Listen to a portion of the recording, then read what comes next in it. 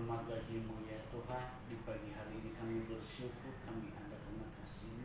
Kami masih bernafas karena cinta dari Bapa. Di saat ini kami telah berkumpul untuk mempresentasikan hasil skripsi yang telah Tuhan tuntun, yang telah Tuhan menolong penulis untuk selalu dalam lindungan Tuhan. Bapa, inilah kami mau menyaksikan presentasi dari bersama, biarlah kehendak-Mu, biarlah otoritas Tuhan nyata dalam kehidupan kami bersama. Di dalam nama Tuhan Yesus kami berdoa mengucap syukur. Haleluya. Amin. Amin.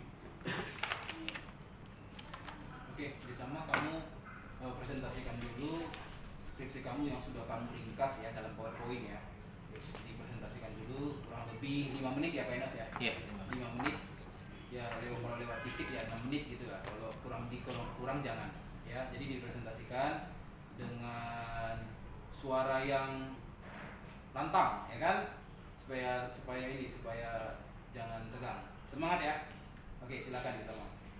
Oke, shalom semuanya. Shalom. Baik, saya akan mempresentasikan hasil skripsi di mana judul yang telah saya angkat, Kesatuan Jemaat menurut Kitab Filipi pasal 2 ayat 1 sampai 11 dan implikasinya bagi jemaat GB yang Kasapura, Jakarta Timur. Lalu latar belakang masalah yaitu perpecahan jemaat yang disebabkan karena beberapa faktor. 1. Perpindahan anggota jemaat karena pekerjaan jemaat kontrak, jemaat pendatang baru di sekitar gereja, kekecewaan jemaat dengan pelayan dan pengurus gereja. Latar belakang teks Filipi. Kota Filipi adalah kota yang mula-mula diinjili oleh Paulus di Makedonia, di mana kita melihat dari Kisah Para Rasul pasal 16 ayat 11 sampai 40, yaitu pada perjalanan kedua, sesudah mendengar suara seorang Makedonia yang berseru kepadanya, menyeberanglah kemari dan tolonglah kami, di mana kita melihat dari Kisah Para Rasul 16 ayat 9. Lalu jemaat Filipi adalah jemaat Paulin, kumpulan sejumlah surat-surat tulisan Paulus yang pertama di Eropa yang didirikan oleh Paulus sekitar tahun 45 sampai 50. Warga jemaatnya terdiri dari campuran orang-orang Yahudi, orang-orang kafir, dan mereka yang disebut sebagai orang-orang yang takut akan Tuhan. Penulis kitab Filipi. Surat Filipi secara umum telah diterima sebagai surat asli dari Paulus, internal dan eksternal, dengan kuat menyatakannya. Gambaran dari penulis seperti menyatakan perasaannya yang terdalam. Kita melihat dari surat Filipi pasal 1 ayat 18 sampai 26. Surat Filipi ditulis kira-kira selang 30 tahun dari kenaikan Tuhan Yesus, yakni kira-kira 10 tahun sesudah pekabaran Injil pertama di Filipi. Dan dalam buku lain menyatakan bahwa waktu kitab Filipi ditulis oleh Paulus di dalam penjara di Roma sekitar tahun 62 sampai 63 Masehi. Konteks sebelum Filipi, dengan pasal 2 ayat 1 sampai 11. Injil dari kata evangelion adalah kata hubung yang menyatakan hak milik sendiri, netral, singular, diartikan evangelio utu atau gospel atau Injil, artinya nasihat Paulus kepada semua orang agar tetap berpadanan dengan Injil yang dari Allah sendiri, bahwa Yesus Kristus adalah kabar baik itu sendiri. Kristus dari kata Kristou adalah kata hubung genetis maskulin singular, diartikan Kristus atau of Christ atau Mesias yang diurapi, artinya anak tunggal Bapa yang diurapi. Exegesis Filipi pasal 2 ayat 1 sampai 11. Nasihat supaya bersatu dan merendahkan diri seperti Kristus. Nasihat dari kata ti merupakan interrogatif, indikatif, pronoun nominatif, neuter singular. Diartikan ti, ani, apakah, artinya klausa yang berbentuk pertanyaan nomina atau frasa dan kata benda yang netral tunggal. Artinya nasihat Paulus yang berbentuk pertanyaan kepada seluruh jemaat di Filipi untuk bersatu iman seperti Kristus, mana satu jiwa. Dan sini si bis ihoi merupakan kata sifat nominatif maskulin plura, diartikan si bis ihoi atau unitive insul atau sejiwa, belahan jiwa. Artinya Paulus bermaksud di dalam nasihatnya kepada jemaat di Filipi adalah walaupun jemaat berasal dari berbagai daerah atau suku, tetapi Kristus Yesus telah menyatukan dalam satu persekutuan, satu kesatuan di dalam Injil, sehingga tidak ada yang dapat memisahkan, memecahkan karena sudah disatukan atau diikat oleh kasih Kristus.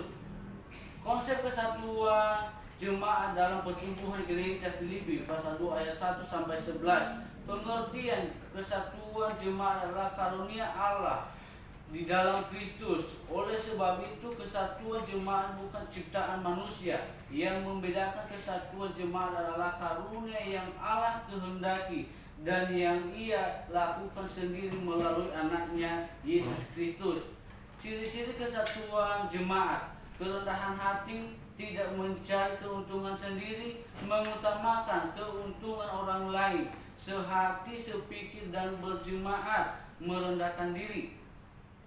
Di mana penulis sudah membuat untuk dalam penelitian, di mana satu hal membuat angket untuk memperlengkapi wawancara, untuk memperlengkapi semua data yang harus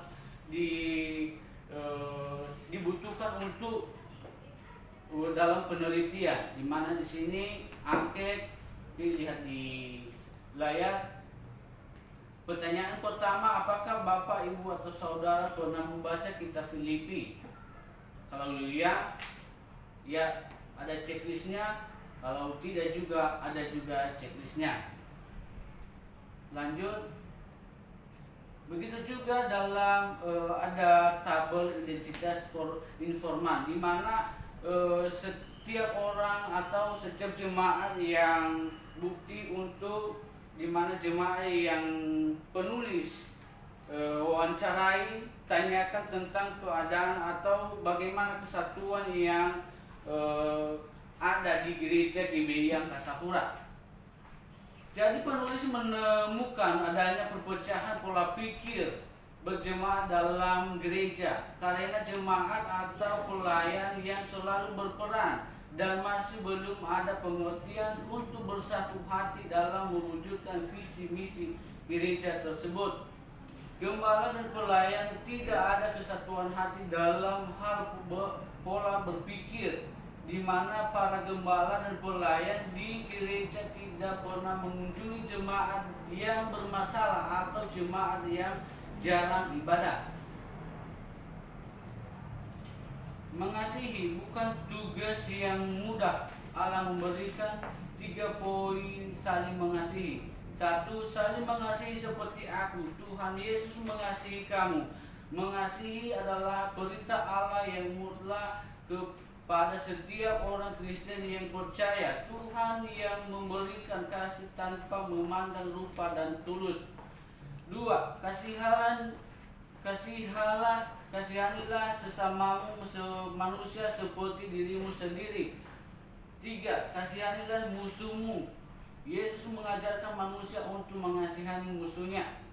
Contoh yang harus pemimpin lakukan. 1.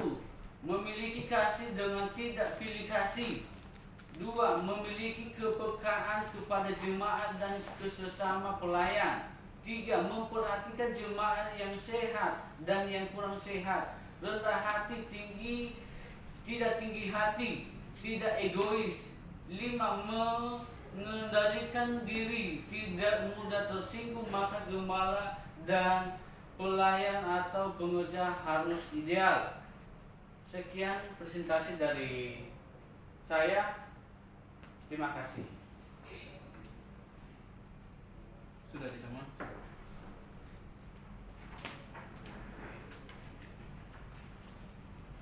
Jadi total berapa lama ngerjain ini? Lumayan. Ada sekitar 6 bulan. 6 bulan. Iya. Tapi kamu cukup ini ya, cukup berjuang ya berarti ya di sana ya. Iya. Kalau saya lihat waktu pertama kali kamu mengerjakan ini, kamu masih mentah banget ya waktu pertama kali datang. Tapi ini kamu sudah berjuang. Walaupun saya lihat ini sebagian besar kutipan ya di bagian isinya, ya sebagian besar kutipan ya, sebagian besar. Saya hanya lihat sedikit saja bagaimana kamu menafsirkan ataupun menjabarkan dari kutipan-kutipan tersebut. Saya nggak cek lagi tentang eksegesisnya, saya nggak perlu cek lagi itu, ya. Saya kira karena kamu ambil dari kutipan-kutipan. Kita ke rangkuman kamu ya, ke rangkuman hasil eksegesisnya dulu ya. Ada kalau skripsi kamu ada di halaman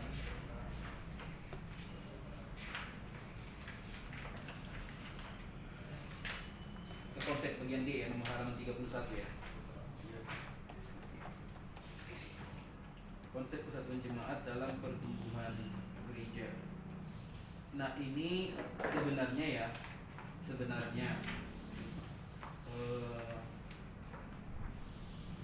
saya juga sebenarnya udah kasih tahu ke kamu sih. Sebenarnya di konsep itu, di konsep kesatuan jemaat yang kamu buat sebagai terusan dari hasil eksegesis ya, itu sebenarnya isinya harus merupakan rangkuman ataupun penjabaran hasil eksegesisnya. Jadi bisa dikatakan harusnya bukan kutipan, tapi pendapat kamu sendiri harusnya. Tapi kalau saya lihat di sini itu di catatan kaki yang ke-86 dan catatan kaki ke-87 itu kamu ambil dari buku. Jadi seperti ada teori baru jadinya. Padahal yang saya harapkan itu sebenarnya hasil eksegesis yang kamu buat ini ya, kamu kan buat eksegesis ini dari bahasa Yunani ya kan, kamu jabarkan tuh ayat per ayat, kamu ambil kata per kata. Nah maksud saya itu adalah hasil eksegesisnya di bagian D itu merupakan penjabaran daripada hasil eksegesis. Jadi dari hasil eksegesis kamu itu apa yang dibicarakan atau apa yang dipahami mengenai kesatuan jemaat dalam pertumbuhan gereja seperti konsep D ini gitu. Apa? Jadi bukan lagi sebenarnya kutipan orang lain gitu. Nah, oleh sebab itu kalau misalkan ada lagi kutipan dari buku, itu berarti kamu membuat teori baru lagi. Jadi akhirnya antara hasil eksegesis dengan di konsep kesatuan ini itu seperti dua hal yang berbeda. Seharusnya kan seperti kamu mengambil kesimpulan dari hasil eksegesisnya, taruh di dalam konsepnya. Jadi hasil eksegesis itu benar-benar kamu pergunakan sebagai sebagai teori yang dimana itu nanti mendukung terhadap penelitian kamu. Gitu. Nah, kamu jabarkan lagi ada satu kasih. Itu pun kutipan juga ya. Lalu kemudian satu jiwa ya, kamu buat artikan itu juga kamu kutip. Lalu kemudian satu tujuan, itu juga ada pengutipan di sana juga.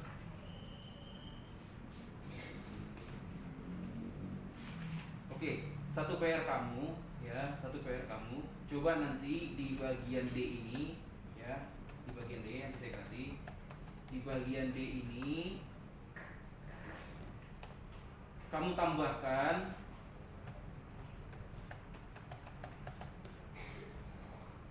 kesimpulan hasil eksegesis ya, kesimpulan hasil eksegesis ataupun hasil penafsiran kamu ya, hasil penafsiran. Jadi dijabarkan ya, dari hasil penafsiran saya temukan bahwa konsep kesatuan seperti ini, seperti ini, seperti ini, seperti ini, jelas kan? Jadi dibaca lagi apa namanya hasil itunya ya, hasil eksegesisnya. Ada pulpennya nggak? Biar kamu juga tahu.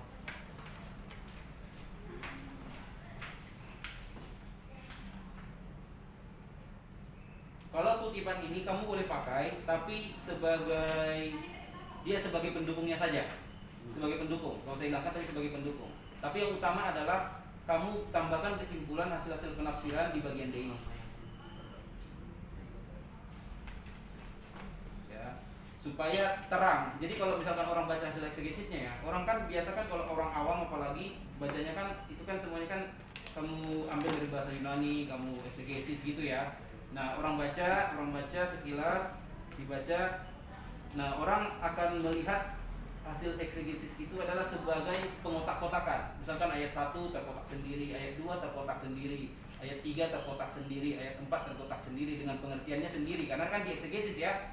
Nah, maksudnya itu dari ayat 1 sampai ayat 11 yang kamu eksegesis itu, apa yang kamu temukan poin-poinnya sebagai kesimpulan dari hasil eksegesis itu kamu tambahkan di poin D. Ya, supaya lebih terarah. Bahkan kalau misalkan orang nggak perlu baca hasil eksegesis kamu, langsung dia ke bagian D itu, bagian kesimpulan, orang bisa oh hasil eksegesisnya dia saya temukan nih di bagian D ini gitu.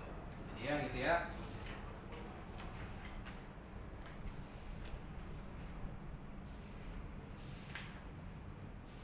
Oke, boleh kamu jabarkan di hasil eksegesisnya apa yang kamu temukan.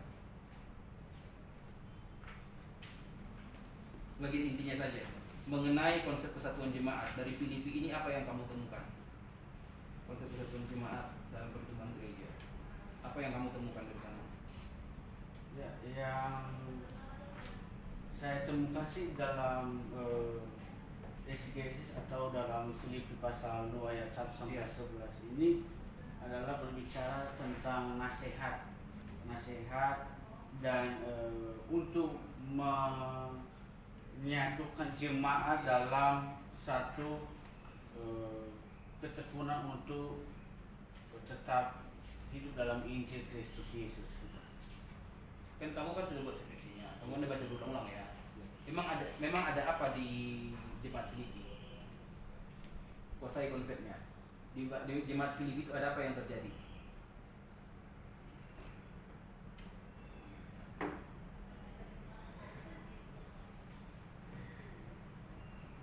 Nah, itu harusnya jadi sebelum kamu harusnya diuji, kamu sudah tahu tuh, oh di Filipi itu masalahnya ini.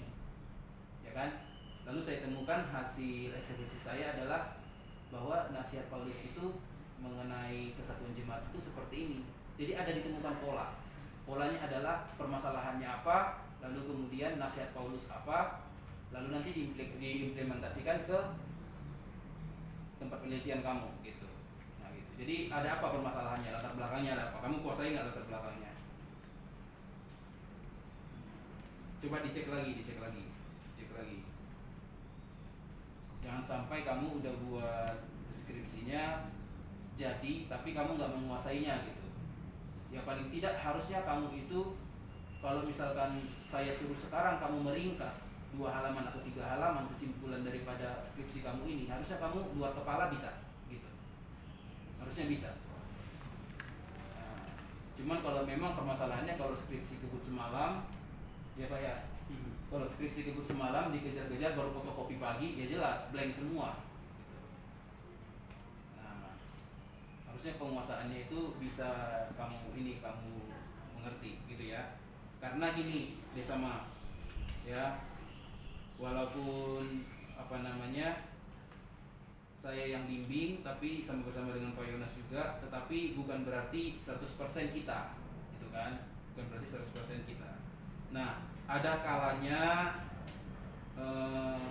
kamu yang harus lebih mendominasi justru skripsi ini gitu, daripada dosen pembimbing sendiri. Karena kenapa? Karena secara keseluruhan kamu yang punya. saya kan sudah kasih tahu sebelumnya, jangan pernah menganggap bahwa ini hasil pemikiran dosen pembimbing. Justru harusnya kamu berpikir bahwa ini hasil pemikiran saya gitu. Karena dosen pembimbing kan hanya mengarahkan saja. Saya sudah kasih tahu sebenarnya bahwa kuasai materinya, ya kan? Kuasai materinya.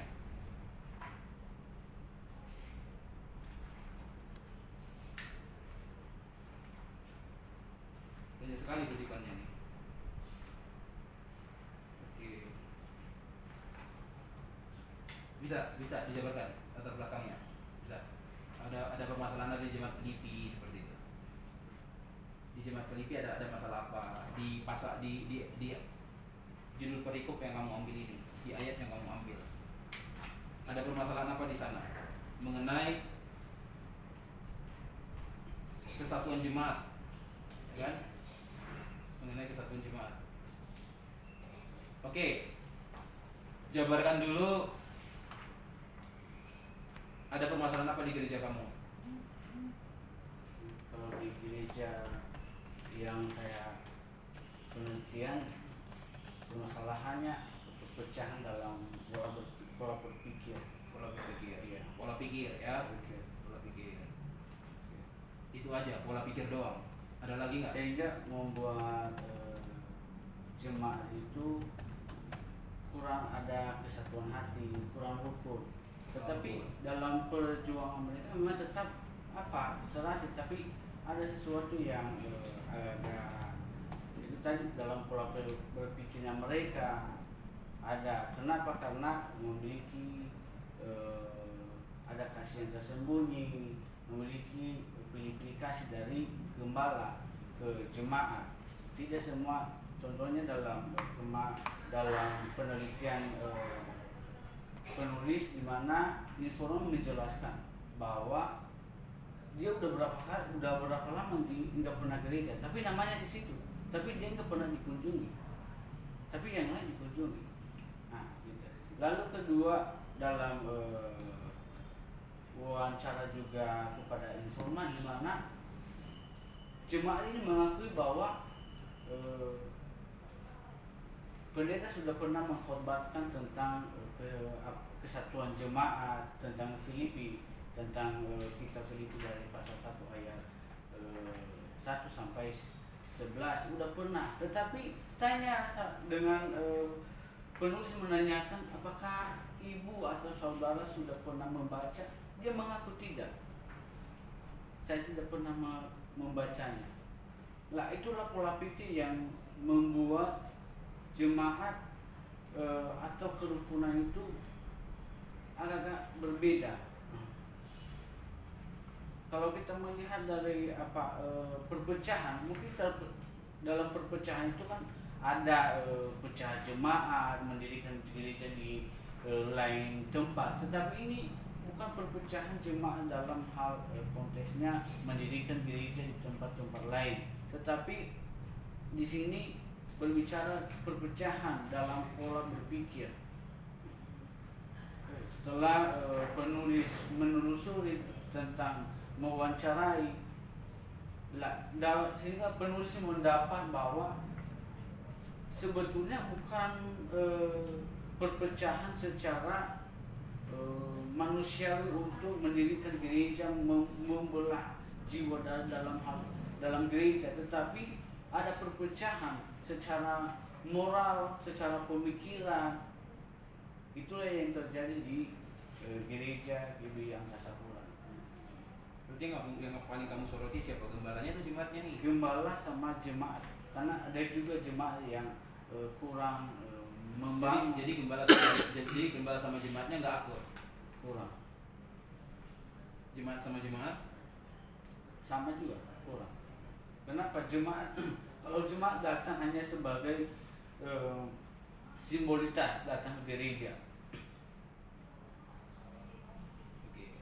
Jadi balik lagi, kalau misalkan kita hubungkan dengan kitab Filipi sebagai dasar firman Tuhan yang kamu ambil untuk permasalahan ini, cocok nggak permasalahannya? Cocok nggak permasalahannya?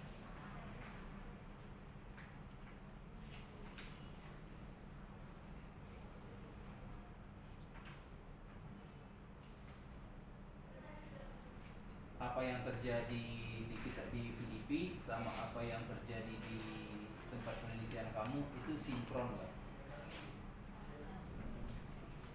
Enggak, menurut kamu aja, udah nggak sempat lagi baca sekarang. Jawab aja, jawab. Sinkron nggak menurut kamu? Kalau menurut saya sih agak sinkron. Agak-agak sinkron, agak-agak sinkron ya. Ada agak-agaknya ya. Oke. Kenapa sih jemaat di Filipi itu kan kamu ambil di sini nih, ya? Ada apa dengan permasalahan kesatuan hati di sana? Apa permasalahannya? Apakah sama seperti yang di tempat kamu itu, jemaat satu dengan yang lain tidak saling menyapa, atau misalkan gembalanya tidak mengunjungi atau bagaimana?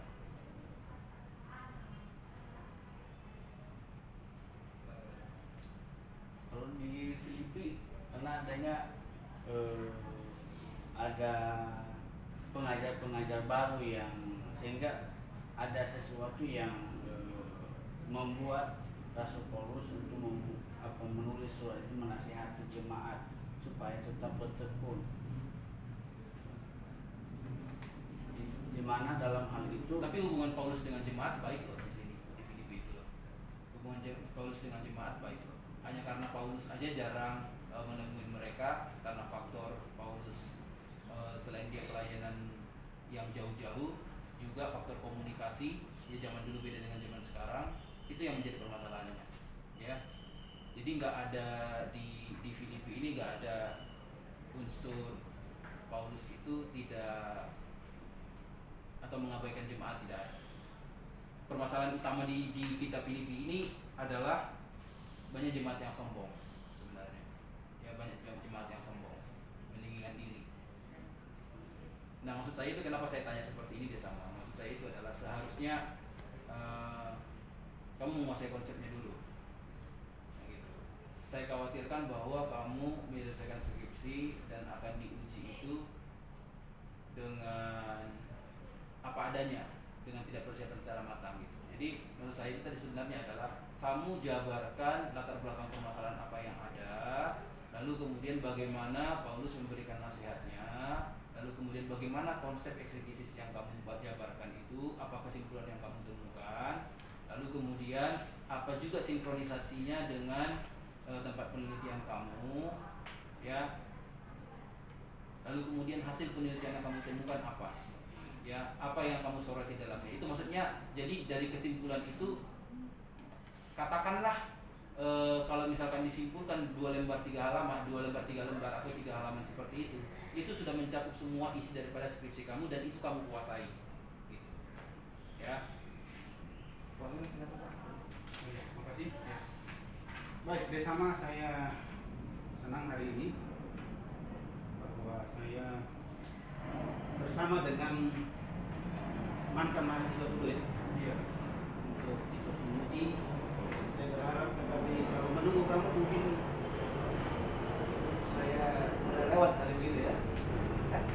Jadi terima kasih bahwa hari ini ada sebuah peluang indah untuk bisa mereview apa yang belum terjadi, dan hari ini saya bersama dengan Bapak Penulis kita untuk menguji Anda. Baik, kita langsung melihat dulu di bab 2. Hanya ada beberapa koreksi yang kecil, tetapi sesuai dengan himbauan tadi, dan itu ada di dalam catatan ini. Nanti kamu perhatikan ya, paling tidak kamu perhatikan bahasa Indonesianya, penggunaan huruf kapital dan lain sebagainya. Kalau mengikuti bab 2 Anda, mestinya ada yang belum kamu selesaikan. Kalau mengikuti bab 2, gitu ya. Coba baca judulnya bab 2.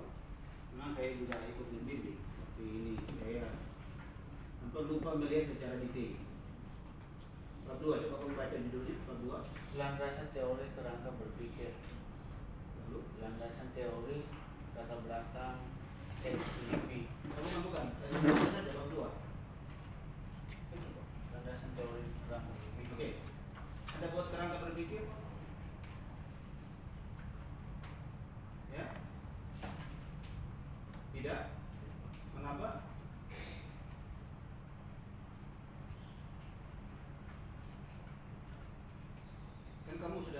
berjanji di bab 2 itu, berjanji kepada para pembaca bahwa saya akan membuat dalam bab 2 landasan teori lalu kerangka berpikir. Betul saya lupa melihat itu. Kerangka berpikir belum ada ya. Mengapa begitu? Karena tidak ada jawabannya. Ya. Coba tidak ada jawaban. Coba jawabannya coba kamu lihat dalam bab berapa? Bab 3. Ya, itu metode apa yang kau pakai? Kualitatif. Bab 3 itu harus berapa? Ya. Bab 3 saya sudah tandai di situ di alinea kedua. Metode apa yang kau pakai? Kualitatif. Oke. Dengan demikian, maka kamu hapus kerangka berpikir. Kerangka berpikir itu hanya ada di dalam penelitian kuantitatif. Gitu ya.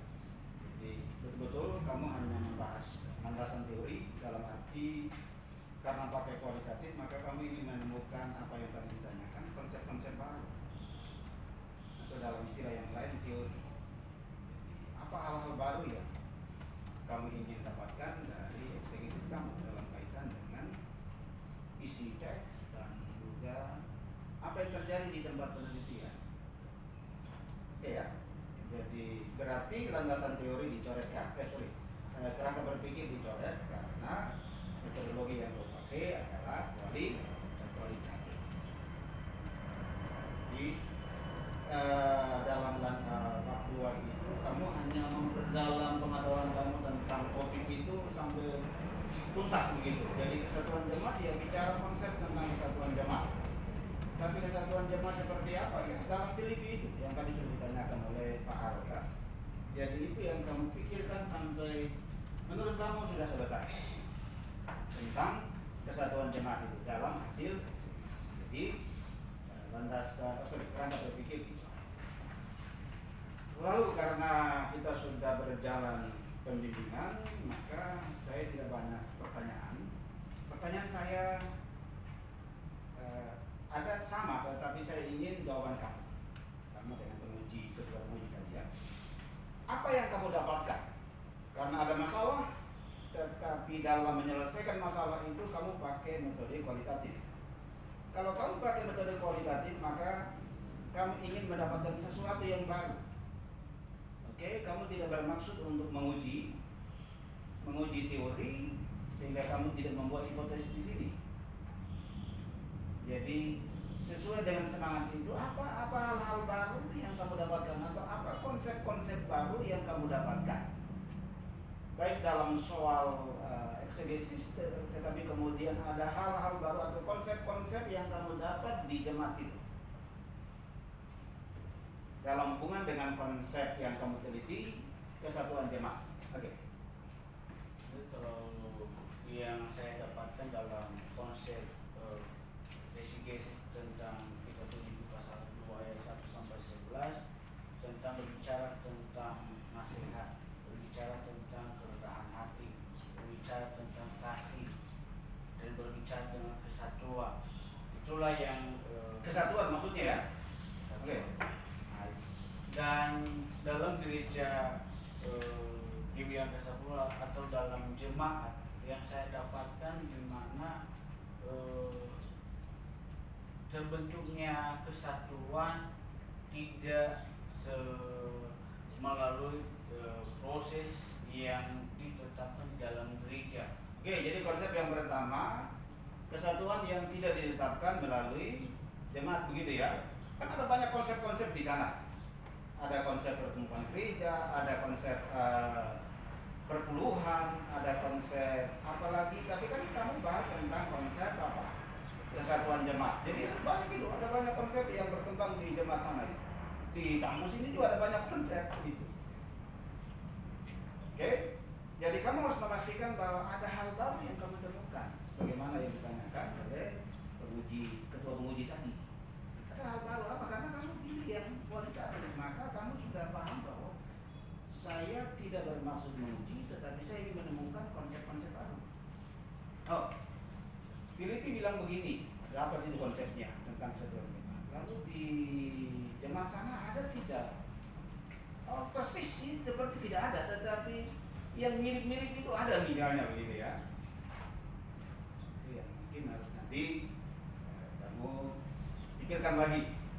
Oke, jadi kamu harus pikirkan karena kamu menggunakan kualitatif, maka kajian teori itu kamu eksegesinya kamu menemukan sesuatu. Oke, jadi ada hal-hal yang baru kamu dapatkan dalam teks itu. Lalu ada hal-hal baru apa yang kamu dapatkan dalam konteks penelitian kamu.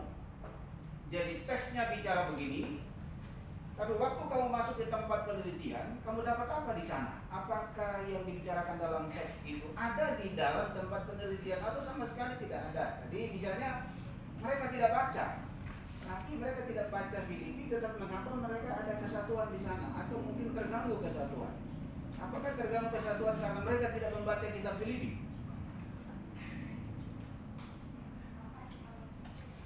Lalu yang kedua, pertanyaan yang kedua, buka halaman 22. Buka halaman 22. Alinea ketiga ya, sukacita dari kata karat dan seterusnya. Kamu temukan dari sisi eksegesis bahwa kata itu menunjuk kepada konsep kegembiraan, gitu ya? Kegembiraan, kesenangan dan sukacita. Tiba-tiba dalam uraian kamu, saya melihat atau saya membaca lemah lembut. Datang dari mana itu kata lemah lembut itu? Karena kata itu terbentuk dari kata atau saja feminim. Feminim itu adalah seperti perempuan yang lemah lembut, yang ini memiliki kata yang lemah lembut. Ya, feminin, tetapi kan juga di situ kan gembira. Tidak mungkin feminin tidak bergembira di situ kan? Bergembira di situ. Lalu senang, sukacita. Jadi seharusnya kamu cari konsep yang apa? Yang paling tidak dari eksegesis kamu ini hanya persoalan muncul lemah lembut. Jadi apa alasannya tadi? Feminin itu. Iya, Pak. Nah, kalau begitu kamu harus jelaskan lagi gitu ya. Jadi kegembiraan, kesenangan, sukacita, artinya Paulus dengan kata yang lemah lembut mengatakan kepada jemaat Filipi. Jadi mungkin kegembiraan, kesenangan dan sukacita dari sisi pemimpin ini lebih menunjuk kepada apa? Nasihat yang keluar secara lemah lembut atau apa? Kalau itu alasannya. Ya. Oke. Ada yang kurang-kurang kata tapi tidak apa-apa ya. Ada pemikiran apa di mana kita selalu terpengaruh juga dengan budaya kita masing-masing. Saya juga begitu. Oke, soal metode sudah selesai. Sekarang ya pertanyaan saya kira-kira hampir mau berakhir. Karena kita sudah berapa kali berjumpa? 7, Pak. Oke.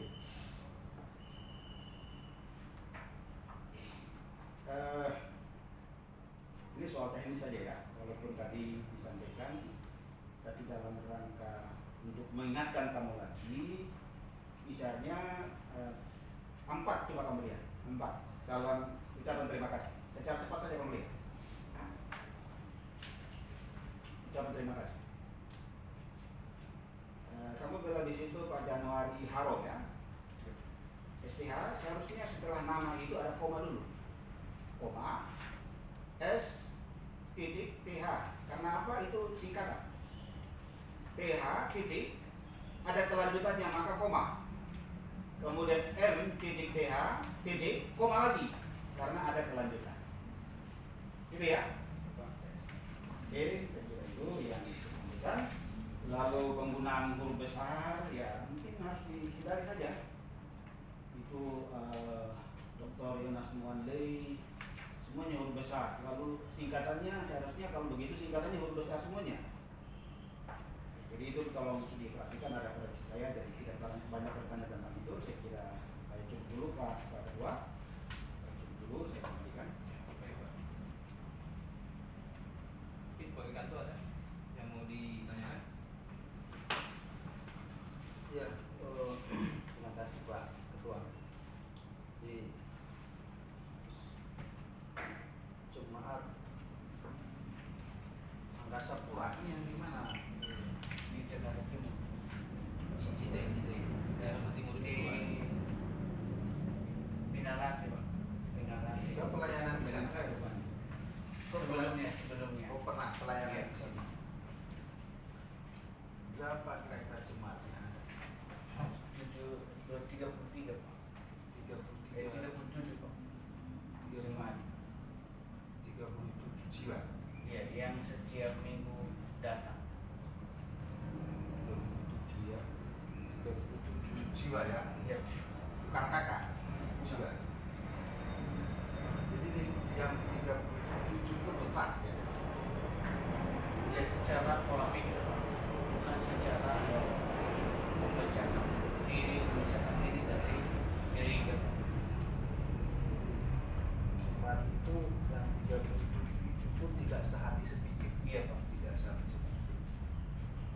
Jadi, karena tidak sehati sepikir. Karena kalau lihat di sini yang alasan pemecahanmu itu karena ada yang bekerja Iya. pergi gitu kan. Terus ada juga yang masih kontrak berpindah-pindah gitu ya.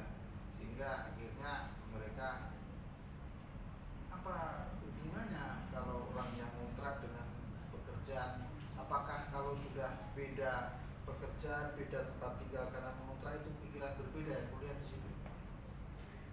Sehingga mereka kan hilang timbul dalam gereja.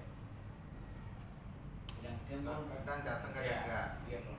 Tapi dari mana kamu tahu mereka pola pikirnya tidak sepikir? Apakah Dari- karena dia nggak datang itu berarti saya nggak sepikir? Dari wawancara yang telah dilakukan, Pak. Bertanya ya. Iya. Kenapa Di tuh? mana di sana terjadi ada jemaat yang mengatakan bahwa mereka tidak dipedulikan oleh gembala. Kedua, mereka mengakui bahwa gembala sudah pernah mengkhotbahkan tentang kitab Filipi. Tetapi tanya dengan jemaatnya sendiri, dia tidak pernah membaca. Padahal dia bisa membaca. Jadi dari 37 populasi itu berapa yang wawancara? 37. Dia wawancara secara muka face to face 15 orang. 15 kan? Iya. Nah, dari 15 orang itu akhirnya kau simpulkan ternyata tidak ada kesehatian, tidak ada sehati sepikir gitu. Iya. Terus kok kamu hubungkan dengan Filipi ya? Filipi kan? Filipi 2. Ada menurut kamu persamaannya di mana antara Filipi 2 ini dengan kondisi jemaat apa yang Angkasa Pura ini? Ada persamaan menurut ini?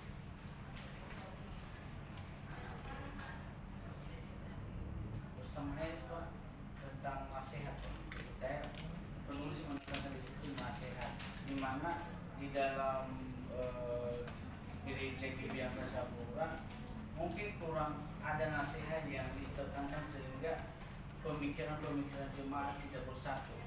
Sedangkan Paulus mengatakan di jemaat di Filipi menekankan bahwa dengan nasihat yang secara bertahap harus ada kesatuan hati, harus ada kasih, harus ada kerendahan hati. Menurut kamu apa latar belakang Paulus sehingga dia menasihatkan kepada jemaat Filipi seperti itu? Kira-kira yang melatar belakangi itu apa? Sehingga Paulus kok memberi nasihat? Apakah di situ jemaatnya pada sebagian kontrak sehingga sering pergi kerja di luar kota gitu mas? Ada satu kesombongan rohani, ada satu kesombongan di mana mereka juga membantu Paulus dalam pelayanan, tapi Paulus mengatakan supaya dalam mereka membantu tidak dengan sewenang-wenangnya, mereka mengandalkan diri, meninggikan hati karena mereka membantu. Tetapi Paulus mengatakan di sini supaya atau menasihati supaya jemaat itu memiliki kerendahan hati, walaupun mereka membantu pelayanan misi Paulus, tetapi tetap bersatu di dalam jemaat, tetap peduli satu dengan yang lain.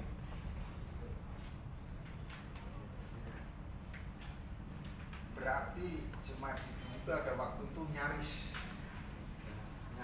terjadi perpecahan gitu ya, maksudnya karena kesombongan mereka gitu ya, karena kesombongan mereka yang merasa dirinya lebih penting daripada yang lain, kan itu sebenarnya latar belakangnya kan. Jadi mereka masing-masing merasa saya yang paling penting di jemaat sini gitu kan. Ya mungkin dari dasar itulah Paulus menasihatkan apa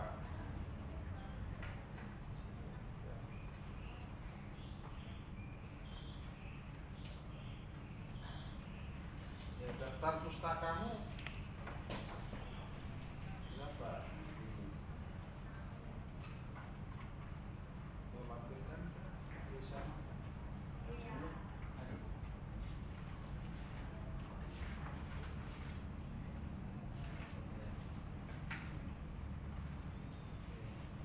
Ya. Ya, daftar pustakamu saya pikir baguslah apa antara buku dan internet cukup ya.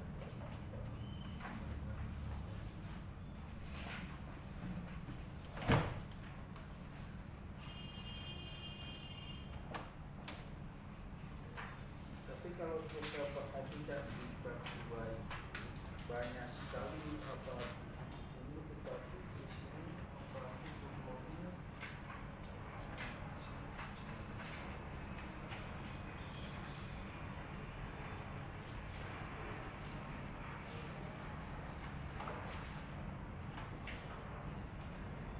ya. Oke, bersama mungkin itu dulu.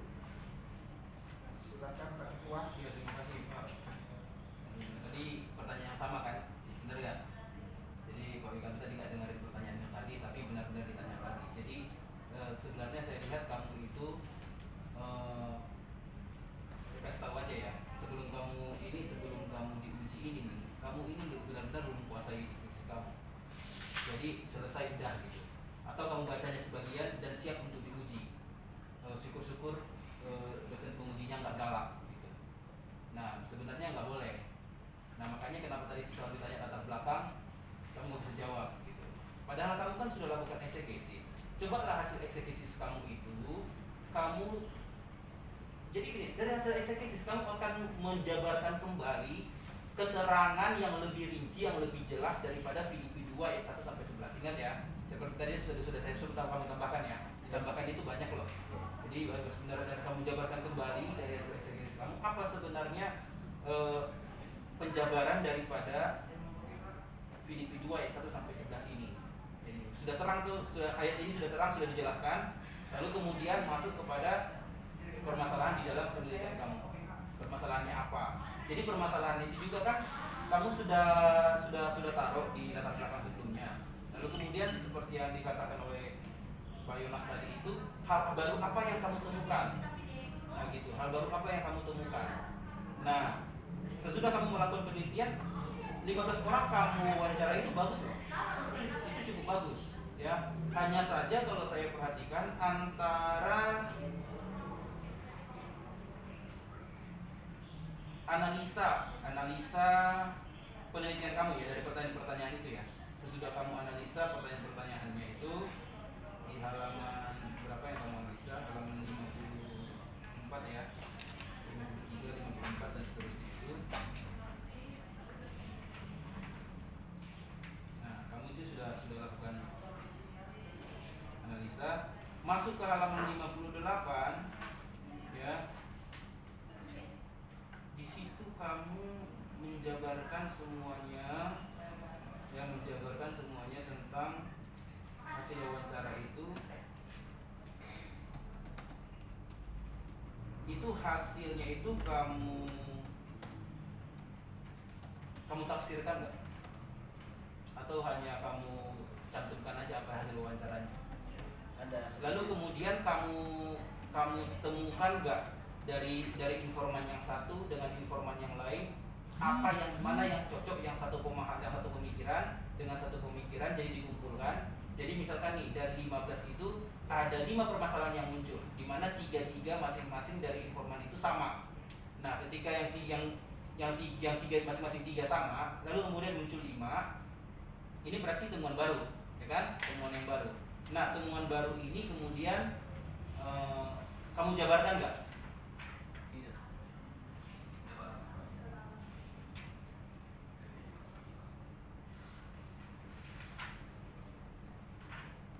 Di temuan hasil penelitian halaman 62.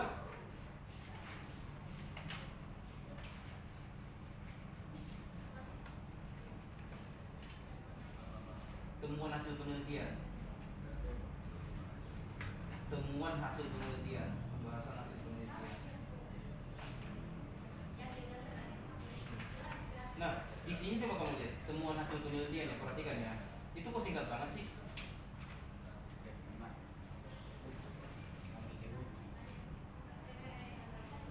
Temuan hasil penelitiannya apa saja seharusnya ya. Temuan hasil penelitiannya apa saja. Sesudah yang tadi kamu kan gini, informan itu kan acak ya. Acak. Jadi misalkan kalau satu orang bilang, oh di sini terjadi perpecahan jemaat karena jemaatnya sombong. Terjadi perpecahan jemaat karena gembalanya tidak perhatian. Jadi berbeda-beda itu. Jadi kamu simpulkan, kamu satukan yang sama, kamu bedakan yang beda. Jadi ada hasil temuan di satu konsep seperti itu, satu penjabaran. Lalu kemudian di bagian D halaman 63 ada namanya pembahasan hasil penelitian, ya kan? Hasil penelitian. Nah, kamu buat poin-poin di sana di hasil penelitian ada. Di hasil penelitian kamu ada 4 poin sampai halaman 65. Apakah di halaman 63 sampai 65 itu dari pembahasan hasil penelitian itu, apakah itu yang menjadi kesimpulan hasil wawancara? Maksudnya apakah itu yang kamu temukan dari informan-informan itu? Kan poin 1 kan saling mengasihi. Yang kedua melayani dengan tulus. Yang ketiga saling menegur dan menasihati. Memiliki keterbukaan baik jemaat maupun pelayan. Apakah itu kesimpulan dari informan-informan itu? Benar. Kalau gitu berarti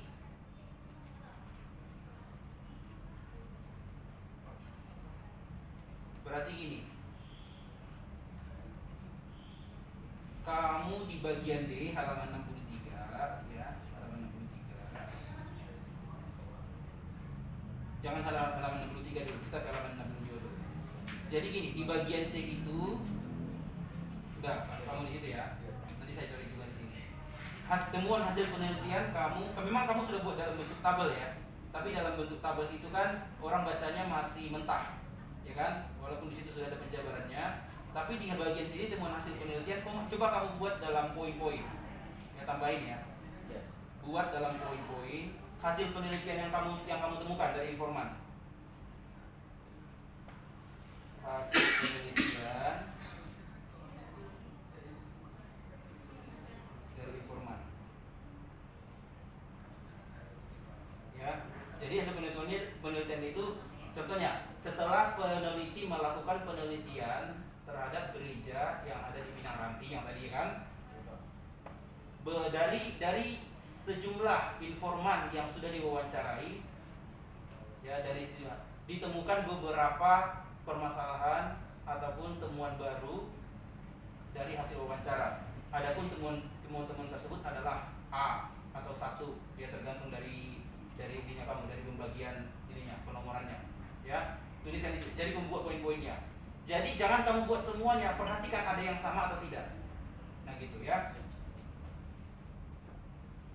Dijabarkan lagi ya dalam bentuk poin-poinnya. Nah sesudah dijabarkan, tapi kamu di sini gak usah tafsirkan dulu, karena nanti di penafsirannya, di pembahasannya ada di pembahasan penelitian. Masalahnya gini, tiba-tiba di pembahasan hasil penelitian ada 1 saling mengasihi, ya kan? ada dua melayani dengan tulus, lalu kemudian ada saling menegur dan menasihati, lalu kemudian ada memiliki keterbukaan baik jemaat maupun pelayan. Nah itu dari mana kamu temukan kesimpulan itu gitu maksudnya supaya jelas. Jadi ternyata dari hasil temuan penelitian itu yang dari poin-poin tadi terungkaplah bahwa ada permasalahan dari informan yang kamu temukan. Nah sesudah itu baru dalam pembahasannya baru cocok gitu.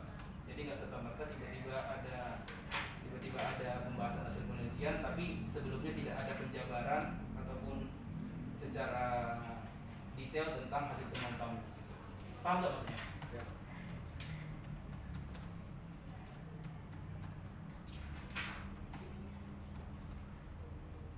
Oke, ya sudah kamu jabarkan hasil temuan kamu di halaman sampai halaman 65.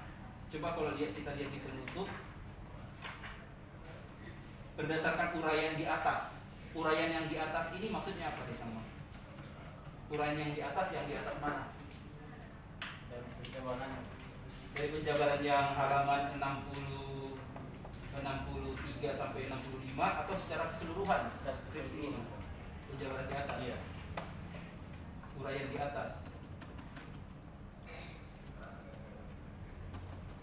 Berdasarkan uraian di atas, maka penulis mengambil kesimpulan kesatuan itu ada karena latar belakang yang mendorong pemilik hidup memperdengarkan kata dan kalimat untuk memotivasi. Jadi di kesimpulan ini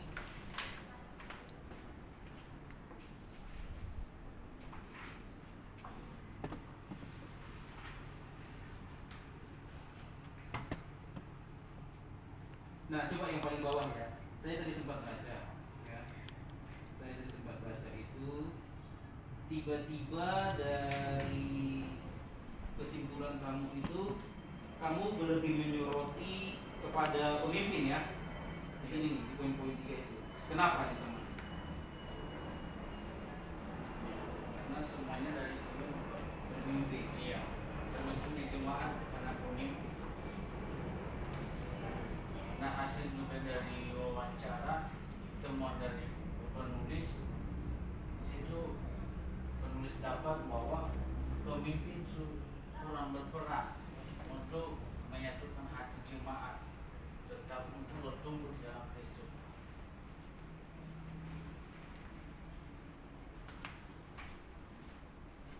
Tambahin ya kesimpulannya ya. Jadi gini, saya sengaja ini, maksudnya bukan saya coret-coretin ya sama. Maksudnya tambahin.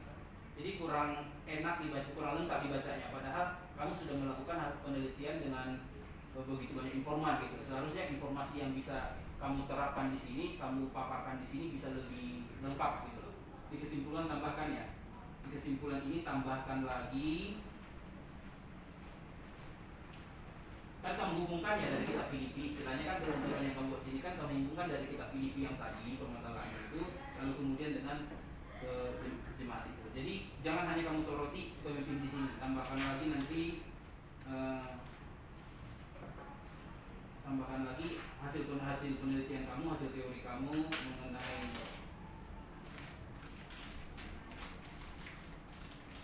hasil temuan wawancara ya. Kesimpulannya kurang banyak. Ya gitu ya Pak ya, benar ya? Iya. Karena cuma kalau dibuat ini satu lembar gini Pak kesimpulan gini ya, di sini doang itu sedikit banget, benar nggak Pak? Sedikit ya kesimpulannya ya. Maksud saya itu ditambahkan gitu. Nah, ditambahkan lah, ya. Ada lagi Pak? Mungkin sarannya juga itu apa? Waktu sudah habis ini. Habis waktu. Ya, mungkin di apa lagi diperbaiki lagi di sana apa saran dan apa penutupan saran itu Tambah lagi ya. bisa karena sarannya pun juga kurang mengenai Catat. diperbaiki lagi. Biar kamu begadang lagi.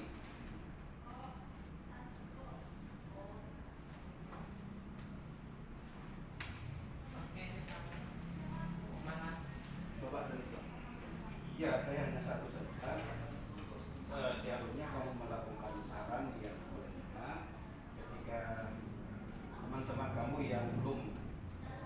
seperti kamu membaca skripsi kamu, ternyata ada hal-hal yang disarankan untuk diteliti.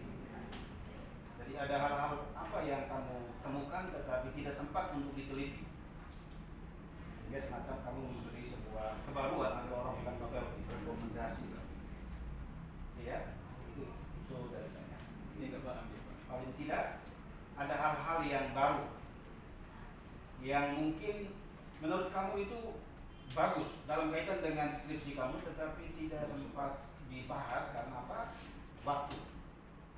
Pasti ada lah dalam penelitian itu, pasti kamu temukan hal-hal baru dalam hubungan dengan topik ini, kesatuan jemaat. Yang kamu sudah teliti dari sisi metodologi kualitatif, mungkin kamu sarankan untuk diteliti lagi dari sisi kuantitatif supaya uji teori dan lain sebagainya. Oke, saya cukup. Oke, baik, sudah lengkap semuanya apa yang sudah disampaikan oleh dosen penguji kepada Desa Mahia ya. Sekali lagi seperti yang dikatakan oleh Pak Uli tadi, kami menyarankan kepada kamu itu bukan untuk membuat kamu menjadi down, tapi membuat kamu lebih semangat lagi, memberikan masukan dan bagaimana dengan kamu membuat skripsi ini maka kamu akan lebih giat lagi, ya kan? Lebih giat lagi, sudah semakin mengerti tentang karya tulis, tentang penelitian, tentang permasalahan gitu. Jadi bisa berguna buat kamu. Silakan penutup. Baik, ada lagi masalah sama 2 menit 1 menit. Ya, terima kasih buat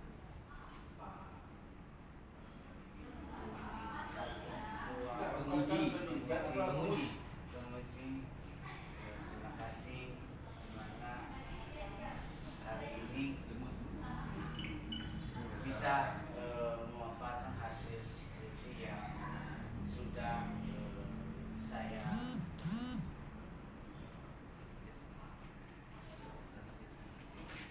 teliti. Terima kasih buat penguji. Terima kasih. Baik Bapak Ibu, kita akan mengakhiri pertemuan bersama Desama.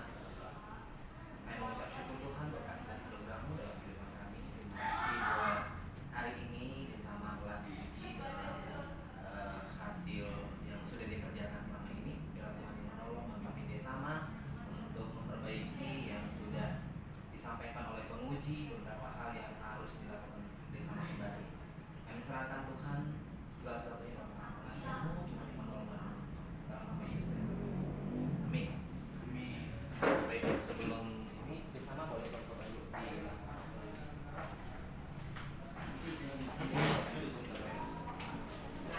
Jadi enak nanti fotonya. Panggil yang berdiri dong. Yanti. Emang Yanti langsung? Yanti Enggak. Oh iya. foto karena Foto juga. kita belum naik. Yanti, fotonya Yanti. Oh, Notulis juga harus ikut foto soalnya. Kamu hitung ya. supaya jangan- Betul. oke. Jadi jangan sampai yang 1, 2, 3. Bapak tuh maskernya. Lupa saya. Ya. Oke, 1, 2, 3. Laki-laki gaya-gaya. 1, 2, 3. Oke. Next. Kerja. Pak, Bukan, KTC. Oke, Bapak nanti. Oke, udah.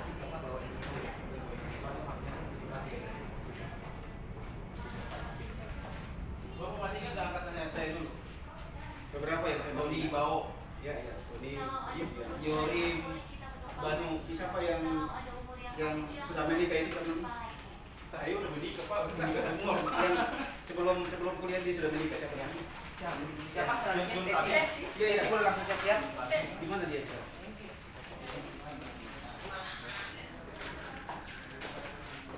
bersama semangat juang. Darah Yesus tercurah dalam tubuhku. Sebentar. Oh iya.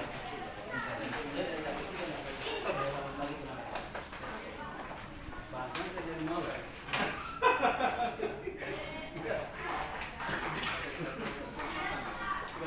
tuh. Tapi sekarang boleh kita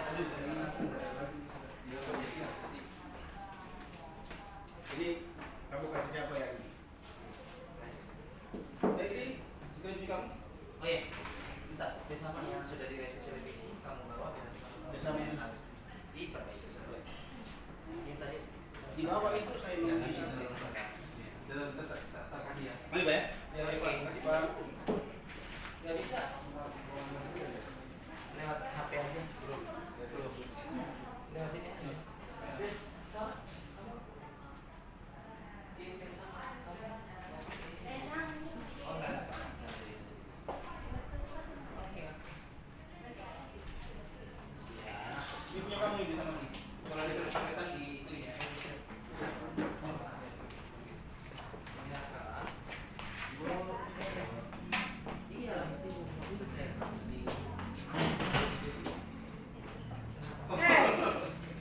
Satu di mana? Wah, Salah satu di tengah kayaknya. iya yang satu di tengah. Dua tiga terserah mau mengatakan Thank you. berapa yang di sini? Apa? Tiga kak. Tiga. Babe di mana? Oh, tadi Babe udah isi, ini Babe tinggal. Ini terbaru. Taruh sini aja. Sudah. Ya, Babe isi. kita sibuk ya. Iya.